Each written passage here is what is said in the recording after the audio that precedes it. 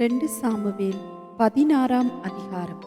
தாவீது மலை உச்சியிலிருந்து சற்று அப்புறம் நடந்து போன போது, இதோ மேவிபோசேத்தின் காரியக்காரனாகிய சீபா பொதிகளை சுமக்கிற 2 கழுதைகளை ஓட்டிக்கொண்டு வந்து அவனை சந்தித்தான். அவைகளில் 200 அப்பங்களும் வற்றலான 100 திராட்சப்பழ குலைகளும் வசந்த காலத்து பலனான 100 குலைகளும் ஒரு துருத்தி திராட்சரசமும் இருந்தது. ராஜா சீபாவை பார்த்து, இவைகள் என்னத்திற்கென்று கேட்டதற்கு, சீபா, கழுதைகள் ராஜாவின் வீட்டார் ஏறுகிறதற்கும் அப்பங்களும் பழங்களும் வாலிபர் புசிக்கிறதற்கும் திராட்சரசம் வனாந்திரத்தில் விடாய்த்து போனவர்கள் குடிக்கிறதற்குமே என்றான். அப்பொழுது ராஜா, உன் ஆண்டவனுடைய குமாரன் எங்கே என்று கேட்டதற்கு, சீபா ராஜாவை நோக்கி, எருசலேமில் இருக்கிறான். இன்று இஸ்ரவேல் வீட்டார் என் தகப்பனுடைய ராஜ்யத்தை என் வசமாய் திரும்ப பண்ணுவார்கள் என்றான் என்று சொன்னான். அப்பொழுது ராஜா சீபாவை நோக்கி, மேவிபோசேத்திற்குண்டானதெல்லாம் உன்னுடையதாயிற்று என்றான். அதற்கு சீபா, ராஜாவாகிய ஆண்டவனே, உம்முடைய கண்களில் எனக்கு தயை கிடைக்க வேண்டும் என்று நான் பணிந்து கேட்டுக்கொள்கிறேன் என்றான். தாவீது ராஜா பகூரிம் மட்டும் வந்தபோது, இதோ சவுல் வீட்டு வம்சத்தானாயிருக்கிற கேராவின் குமாரனாகிய சிமேயி என்னும் பேருள்ள ஒரு மனுஷன் அங்கேயிருந்து புறப்பட்டு தூஷித்து கொண்டே நடந்து வந்து, சகல ஜனங்களும் சகல பலசாலிகளும் தாவீதின் வலதுபுறமாகவும் இடதுபுறமாகவும் நடக்கையில் தாவீதின் மேலும் தாவீது ராஜாவுடைய சகல ஊழியக்காரர் மேலும் கற்களை எறிந்தான். சிமேயி அவனை தூஷித்து, இரத்த பிரியனே, பேலியாளின் மனுஷனே, தொலைந்து போ, சவுலின் ஸ்தலத்தில் ராஜாவான உன்மேல் கர்த்தர் சவுல் வீட்டாரின் இரத்த பழியை திரும்ப பண்ணினார். கர்த்தர் ராஜ்யபாரத்தை உன் குமாரனாகிய அப்சலோமின் கையில் ஒப்பு கொடுத்தார். இப்போதும் இதோ உன் அக்கிரமத்தில் அகப்பட்டாய், நீ இரத்த பிரியனான மனுஷன் என்றான். அப்பொழுது செரியாவின் குமாரன் அபிசாய் ராஜாவை நோக்கி, அந்த செத்த நாய் ராஜாவாய் என் ஆண்டவனை தூஷிப்பானேன், நான் போய் அவன் தலையை வாங்கி போடட்டுமே என்றான். அதற்கு ராஜா, செரியாவின் குமாரரே, எனக்கும் உங்களுக்கும் என்ன? அவன் என்னை தூஷிக்கட்டும், தாவீதை தூஷிக்க வேண்டும் என்று கர்த்தர் அவனுக்கு சொன்னார். ஆகையால் ஏன் இப்படி செய்கிறாய் என்று கேட்கத்தக்கவன் யார் என்றான். பின்னும் தாவீது அபிசாயையும் தன் ஊழியக்காரர் எல்லாரையும் பார்த்து, இதோ என் கற்ப பிறப்பான என் குமாரனே என் பிராணனை வாங்க தேடும்போது இந்த பென்யமீன் எத்தனை அதிகமாய் செய்வான், அவன் தூஷிக்கட்டும். அப்படி செய்ய கர்த்தர் அவனுக்கு கட்டளையிட்டிருக்கிறார். ஒருவேளை கர்த்தர் என் சிறுமையை பார்த்து இந்த நாளில் அவன் நிந்தித்த நிந்தனைக்கு பதிலாக எனக்கு நன்மையை சரி கட்டுவார் என்றான். அப்படியே தாவீதும் அவன் மனுஷரும் வழியே நடந்து போனார்கள். சிமேயும் மலையின் பக்கத்திலே அவனுக்கு எதிராக நடந்து தூஷித்து அவனுக்கு எதிராக கற்களை எறிந்து மண்ணை தூற்றிக்கொண்டே வந்தான். ராஜாவும் அவனோடிருந்த சகல ஜனங்களும் விடாய்த்தவர்களாய் தங்கும் இடத்திலே சேர்ந்து இளைப்பாறினார்கள். அப்சலோமும் இஸ்ரவேல் மனுஷராகிய சகல ஜனங்களும் அவனோட கூட அகிதோப்பேலும் எருசலேமுக்கு வந்தார்கள். அர்கியனாகிய ஊசாய் என்னும் தாவீதின் சிநேகிதன் அப்சலோமிடத்தில் வந்தபோது ஊசாய் அப்சலோமை நோக்கி, ராஜாவே வாழ்க, ராஜாவே வாழ்க என்றான். அப்பொழுது அப்சலோம் ஊசாயை பார்த்து, உன் சிநேகிதன் மேல் உனக்கு இருக்கிற தயை இதுதானோ? உன் சிநேகிதனோடே நீ போகாதே போனதென்ன என்று கேட்டான். அதற்கு ஊசாய் அப்சலோமை நோக்கி, அப்படி அல்ல, கர்த்தரும் இந்த ஜனங்களும் இஸ்ரவேல் மனுஷர் அனைவரும் தெரிந்து கொள்கிறவனையே நான் சேர்ந்து அவரோடே இருப்பேன். இதுவும் அல்லாமல் நான் யாரிடத்தில் சேவிப்பேன்? அவருடைய குமாரனிடத்தில் அல்லவா? உம்முடைய தகப்பனிடத்தில் எப்படி சேவித்தேனோ அப்படியே உம்மிடத்திலும் சேவிப்பேன் என்றான். அப்சலோம் அகிதோப்பேலை பார்த்து, நாங்கள் செய்ய வேண்டியது இன்னதென்று ஆலோசனை சொல்லும் என்றான். அப்பொழுது அகிதோப்பேல் அப்சலோமை நோக்கி, வீட்டை காக்க உம்முடைய தகப்பன் பின்வைத்த அவருடைய மறுமனையாட்டிகளிடத்தில் பிரவேசியும். அப்பொழுது உம்முடைய தகப்பனுக்கு நாற்றமாய் போனீர் என்பதை இஸ்ரவேலர் எல்லாரும் கேள்விப்பட்டு உம்மோடு இருக்கிற எல்லாருடைய கைகளும் பலக்கும் என்றான். அப்படியே அப்சலோமும் முப்பரிக்கையின் மேல் ஒரு கூடாரத்தை போட்டார்கள். அங்கே அப்சலோம் சகல இஸ்ரவேலரின் கண்களுக்கு முன்பாக தன் தகப்பனுடைய மறுமனையாட்டிகளிடத்தில் பிரவேசித்தான். அந்நாட்களில் அகிதோப்பேல் சொல்லும் ஆலோசனை தேவனுடைய வாக்கை போல இருந்தது. அப்படி அகிதோப்பேலின் ஆலோசனை எல்லாம் தாவீதுக்கும் இருந்தது.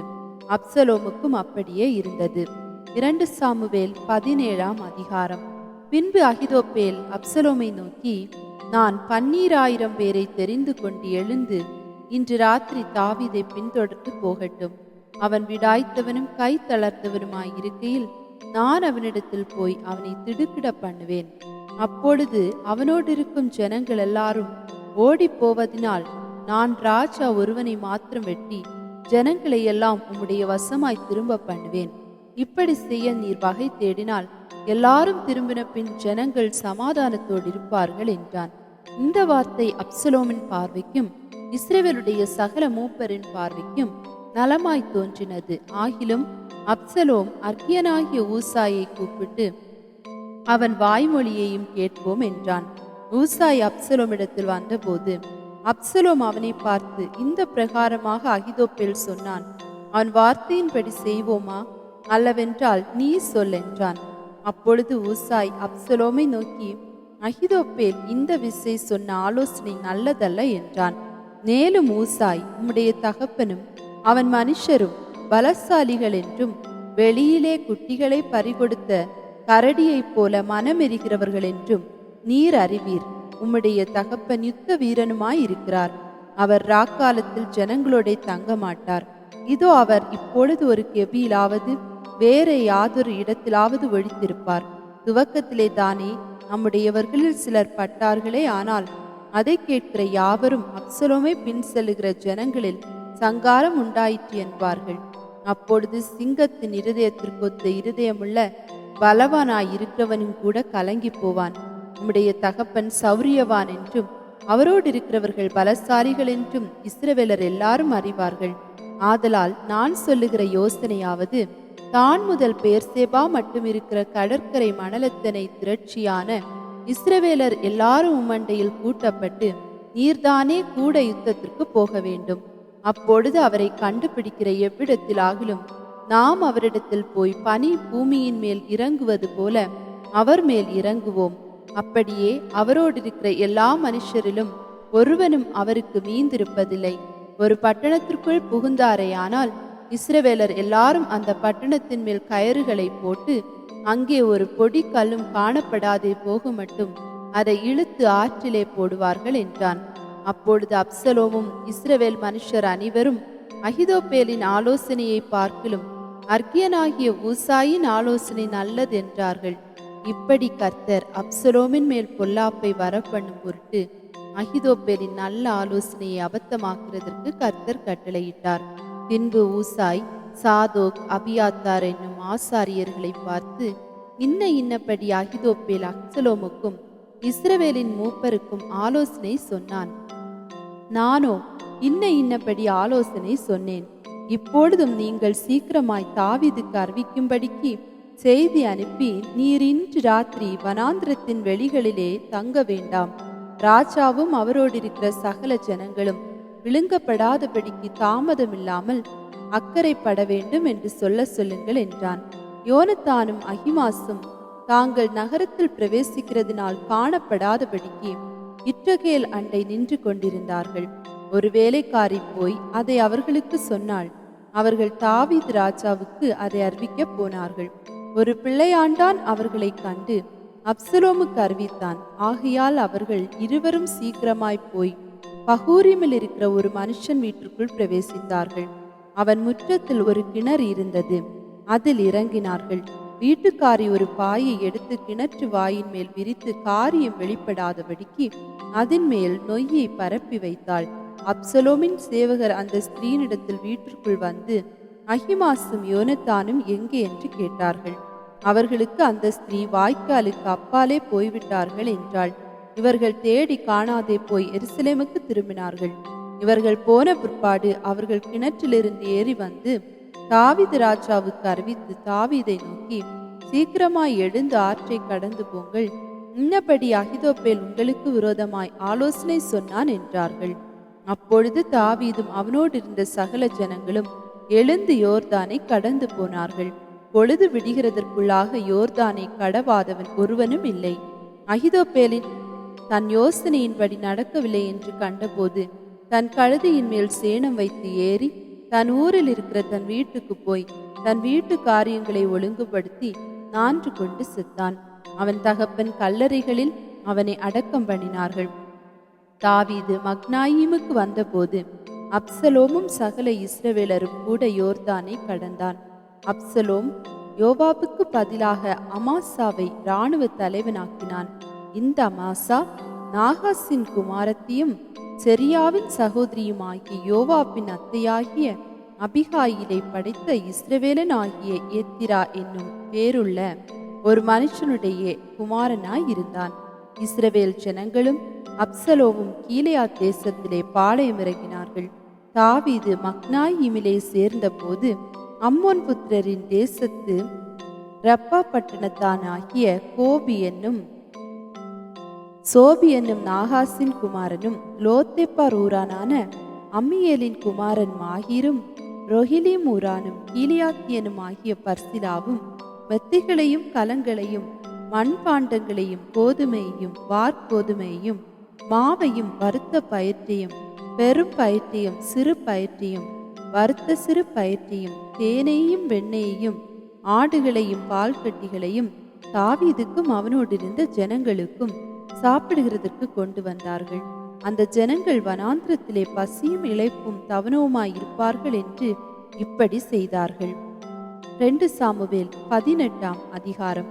தாவீது தன்னோடிருந்த ஜனங்களை லெக்கம் பார்த்து அவர்கள் மேல் 1000 அதிபதிகளையும் 100 அதிபதிகளையும் வைத்து, பின்பு தாவீது ஜனங்களின் 1/3 பங்கை யோவாபின் வசமாகவும் 1/3 பங்கை செரியாவின் குமாரனும் யோவாபின் சகோதரனுமாகிய அபிசாயின் வசமாகவும் 1/3 பங்கை கித்தியனாகி ஈத்தாயின் வசமாகவும் அனுப்பி, நானும் உங்களோட கூட புறப்பட்டு வருவேன் என்று ராஜா ஜனங்களிடத்தில் சொன்னான். ஜனங்களோ, நீர் புறப்பட வேண்டாம், நாங்கள் முறிந்தோடி போனாலும் அவர்கள் எங்கள் காரியத்தை ஒரு பொருட்டாக எண்ண மாட்டார்கள்.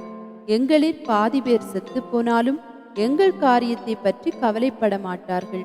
நீரோ எங்களில் 10,000 பேருக்கு சரி. நீர் பட்டணத்தில் இருந்து கொண்டு எங்களுக்கு உதவி செய்கிறது எங்களுக்கு நலமாயிருக்கும் என்றார்கள்.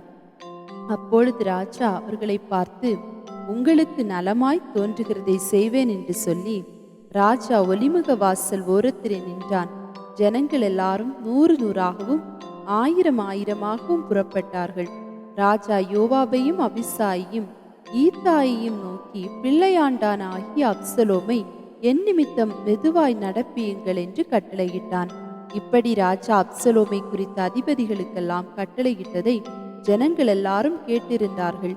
ஜனங்கள் வெளியே இஸ்ரவேலருக்கு எதிராக புறப்பட்ட பிற்பாடு எப்ராயிம் காட்டிலே யுத்தம் நடந்தது. அங்கே இஸ்ரவேல் ஜனங்கள் தாவீதின் சேவகருக்கு முன்பாக முறியடிக்கப்பட்டார்கள். அங்கே அன்றைய தினம் 20,000 பேர் மடியத்தக்கதாக பெரிய சங்காரம் உண்டாயிற்று. யுத்தம் அந்த தேசமெங்கும் பறந்தது. அன்றைய தினம் பட்டயம் பட்சித்த ஜனங்களை பார்க்கலும் காடு பட்சித்த ஜனம் அதிகம். அப்சலோம் தாவீதின் சேவகருக்கு எதிர்பட்டான். அப்சலோம் கோவேறு கழுதையின் மேல் ஏறி வரும்போது அந்த கோவேரி கழுதை ஜன்னல் பின்னலான ஒரு பெரிய கர்வாலி மரத்தின் கீழ் வந்ததினால் அவனுடைய தலை கர்வாலி மரத்தில் மாட்டிக்கொண்டு அவன் வானத்துக்கும் பூமிக்கும் நடுவே தொங்கினான்.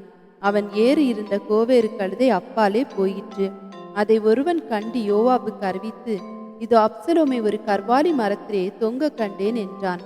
அப்பொழுது யோவாப் தனக்கு அதை அறிவித்தவனை நோக்கி, நீ அதை கண்டாயே, பின்ன ஏன் அவனை அங்கே வெட்டி தரையிலே தள்ளி போடவில்லை? நான் உனக்கு 10 வெள்ளிக்காசையும் ஒரு கச்சையும் கொடுக்க கடமை உள்ளவனாய் இருப்பேனே என்றான். அந்த மனுஷன் யோவாபை நோக்கி, என் கைகளில் 1000 வெள்ளிக்காசு நிறுத்து கொடுக்கப்பட்டாலும் நான் ராஜாவுடைய குமாரன் மேல் என் கையை நீட்ட மாட்டேன். பிள்ளையாண்டானாகிய அப்சலோமை நீங்கள் அவரவர் காப்பாற்றுங்கள் என்று ராஜா உமக்கும் அபிசாய்க்கும் ஈத்தாய்க்கும் எங்கள் காதுகள் கேட்க கட்டளையிட்டாரே. ராஜாவுக்கு ஒரு காரியமும் மறைவாய் இருக்க மாட்டாது. ஆதலால் நான் அதை செய்வேனாகில் என் பிராணனுக்கே விரோதமாக செய்பவனாவேன். நீரும் எனக்கு விரோதமாய் இருப்பீர் என்றான். ஆதலால் யோவாப், நான் இப்படி உன்னோடே பேசி தாமதிக்க மாட்டேன் என்று சொல்லி தன் கையிலே 3 வல்லையங்களை எடுத்துக்கொண்டு அப்சலோம் இன்னும் கர்வாலி மரத்தின் நடுவிலே உயிரோடே தொங்குகையில் அவைகளை அவன் நெஞ்சிலே குத்தினான். அப்பொழுது யோவாபின் ஆயுததாரிகளாகிய 10 சேவகர் அப்சலோமை சூழ்ந்து அவனை அடித்து கொன்று போட்டார்கள். அப்பொழுது யோவாப் எக்காலம் ஊதி ஜனங்களை நிறுத்தி போட்டபடியினால் ஜனங்கள் இஸ்ரவேலை பின்தொடர்கிறதை விட்டு திரும்பினார்கள். அவர்கள் அப்சலோமை எடுத்து அவனை காட்டில் உள்ள ஒரு பெரிய குழியிலே போட்டு அவன் மேல் மகா பெரிய கற்குவியலை குவித்தார்கள். இஸ்ரவேலர் எல்லாரும் அவரவர் தங்கள் கூடாரங்களுக்கு ஓடிப்போனார்கள். அப்சலோம் உயிரோட இருக்கையில் என் பேரை நினைக்க பண்ணும்படியாக எனக்கு குமாரன் இல்லை என்று சொல்லி ராஜாவின் பள்ளத்தாக்கிலே தனக்கென்று ஒரு தூணை நிறுத்தி அந்த தூணுக்கு தன் பேரை தரித்திருந்தான். அது இந்நாள் வரைக்கும் அப்சலோமின் அடையாளம் என்று சொல்லப்படும். சாதோக்கின் குமாரனாகிய அகிமாஸ் கர்த்தர் ராஜாவை அவர் சத்துருக்களின் கைக்கு நீங்களாக்கி நியாயம் செய்தார் என்னும் செய்தியை அவருக்கு கொண்டு போக நான் ஓடட்டுமே என்றான். யோவாப் அவனை நோக்கி, இன்றைய தினம் நீ செய்தியை கொண்டு போகக்கூடாது, இன்னொரு நாளிலே நீ செய்தியை கொண்டு போகலாம். ராஜாவின் குமாரன் செத்தபடியினால் இன்றைக்கு நீ செய்தியை கொண்டு போக வேண்டாம் என்று சொல்லி யோவாப் கூஷியை நோக்கி, நீ போய் கண்டதை ராஜாவுக்கு அறிவி என்றான்.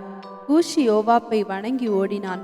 சாதோக்கின் குமாரனாக அகிமாஸ் இன்னும் யோவாப்பை நோக்கி, அப்படியானாலும் கூஷியின் பிறகாலே நானும் ஓடட்டுமே என்று திரும்ப கேட்டதற்கு யோவாப், என் மகனே, சொல்லும்படி உனக்கு நல்ல செய்தி இல்லாதிருக்கையில் நீ ஓட வேண்டியது என்ன என்றான்.